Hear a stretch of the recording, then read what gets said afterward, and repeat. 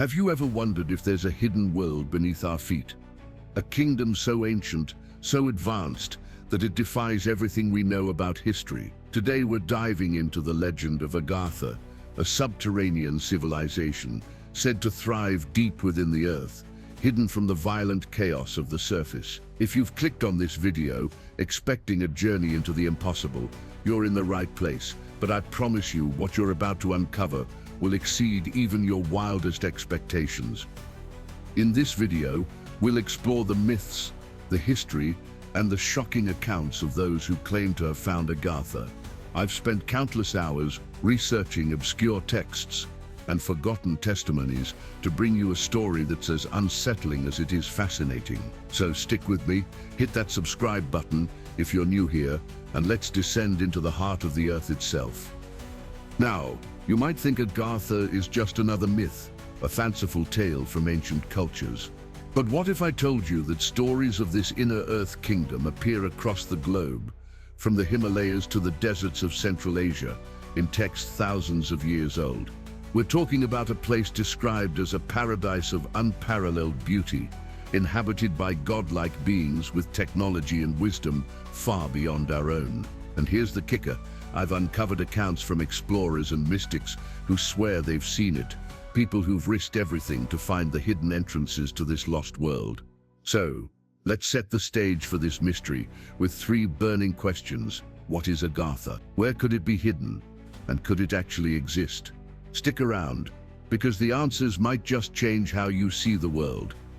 Before we dive into the depths, let's map out our journey. First, we'll uncover the ancient origins of the Agartha legend, tracing it back to the oldest myths of India and Tibet.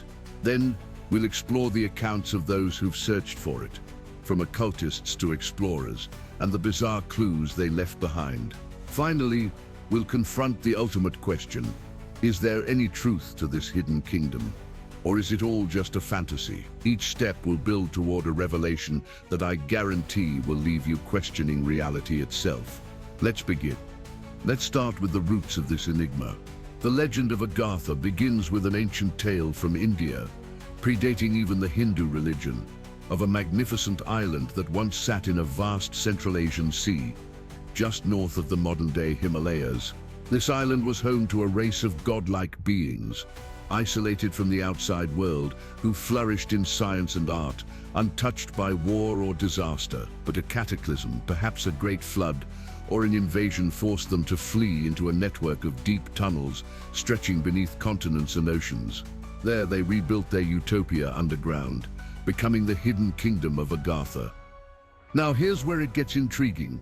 The Himalayas, often called the roof of the world, were once underwater, part of the ancient Tethys Sea before continental drift smashed India into Eurasia. If you trek through these peaks today, you'll stumble upon fish bones, coral remnants, and sea lily fossils at elevations of over 20,000 feet. Could this geological truth hint at the reality of that lost island? Ancient texts describe Agartha as a place of rolling green hills and crystal-clear lakes, a paradise beneath the earth ruled by a sovereign pontiff called the Brahmatma and his advisors, the Mahatma and Mahanga. Their wisdom, preserved in vast stone libraries, is said to date back to 51,000 BC, encoded in a secret script called Vitanian. But the story doesn't stop in India.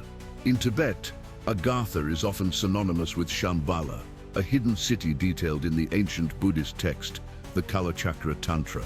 Shambhala, meaning place of peace, is described as a subterranean green valley, home to extraordinary beings immune to suffering and old age. It's said to be the capital of Agartha, a sprawling network of underground cities connected by tunnels. Why does this matter? Because these myths are consistent across civilizations. If these stories are so widespread, who has actually tried to find Agartha, and what did they discover? This brings us to the adventurers, those brave or perhaps foolhardy souls who ventured into the unknown to uncover Agartha. In the 19th century, a French occultist named Alexandre Saint-Yves d'Alvide brought Agartha into Western consciousness. Through his Sanskrit teacher, Prince Haji Sharif, Sanjeev learned of a hidden land beneath the Himalayas, populated by millions and ruled by enlightened beings. He described grand palaces lit by magical light and technologies like citywide lighting and air travel, ideas far ahead of his time. Sanjeev even predicted fiber optics over a century before their invention, claiming Agartha used electrical pathways of flexible glass. Was this pure fantasy, or did he tap into forbidden knowledge?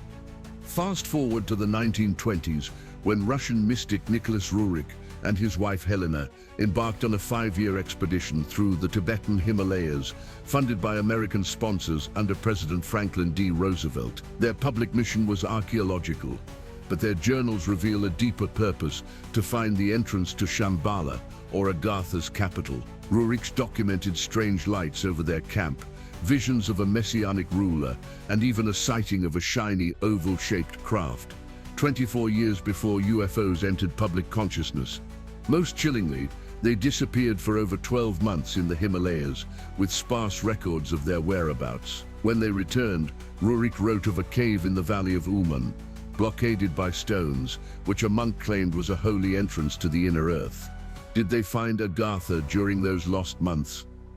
And then there's the infamous Admiral Richard E. Byrd, whose 1947 North Pole flight allegedly led him into a hollow earth.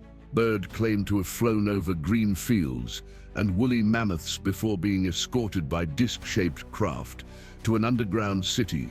While his diary's authenticity is debated, it fuels speculation about polar entrances to Agartha, alongside other rumored gateways in places like Mount Shasta and the Giza Plateau. These accounts beg the question: if so many have searched, is there any evidence to support their claims? Let's dig deeper. Now, let's confront the evidence, or lack thereof, for Agartha's existence.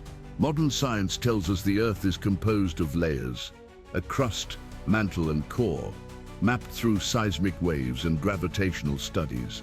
But Hollow Earth proponents argue these data are open to interpretation. Anomalies in seismic readings could suggest vast empty spaces within the planet.